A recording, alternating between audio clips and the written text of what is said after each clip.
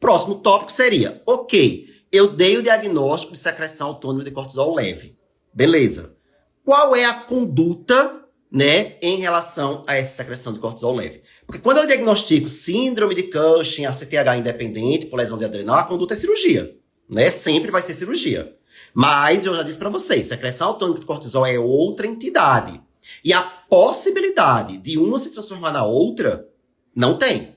Né? Ou pelo menos é baixíssima, né? Até pode ter, mas assim, é muito pequena. Então eu não vou operar porque talvez desenvolva uma síndrome de Cushing clássica futuramente, porque a chance disso acontecer é muito pequena. Aí fica a dúvida. Ok, o que é que eu vou fazer? Vou só acompanhar o paciente ou vou fazer cirurgia? A diretriz de 2016 ficava bem em cima do muro, né? Não estabelecia muito critério para quando operar, quando acompanhar. Não é que a de 2023, assim, melhorou muito isso, não. Você lê ali, é meio que, é de novo aquela questão, vamos individualizar. E aí eles dizem, vai ter que conversar com o paciente, dizer que se ele não tem ainda uma comorbidade, ele pode desenvolver essa comorbidade, levar em conta a opinião do paciente, mas levar em conta também a idade, o estado de saúde. Se for um paciente muito idoso, mais debilitado, por que do nada eu vou submetê-lo a uma adrenalectomia? Né? Eu posso só acompanhar. Né? Então, eu vou avaliar o contexto geral desse paciente para eu decidir. Agora, embora, quando a gente lê só aquelas recomendações, não tenha lá diretamente dizendo, pronto, os critérios para cirurgia são esses, quando a gente lê o texto, aí você vê lá que eles falam que os autores nas reuniões estabeleceram, sim, alguns critérios que pode ser aquele paciente que você vai decidir operar ao invés de só acompanhar.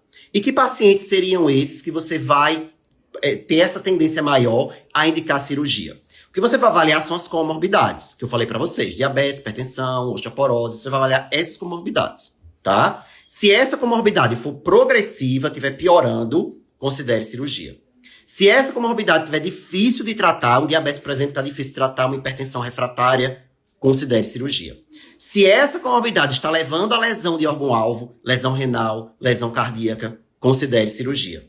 Se é uma comorbidade ali incompatível com a idade, por exemplo, pessoa muito jovem, já com diabetes mais avançado, usando insulina, né? Ou é incompatível com a história familiar, né? Ninguém na minha família tem diabetes, e eu tô aqui com diabetes. Será que isso é tipo 2 mesmo?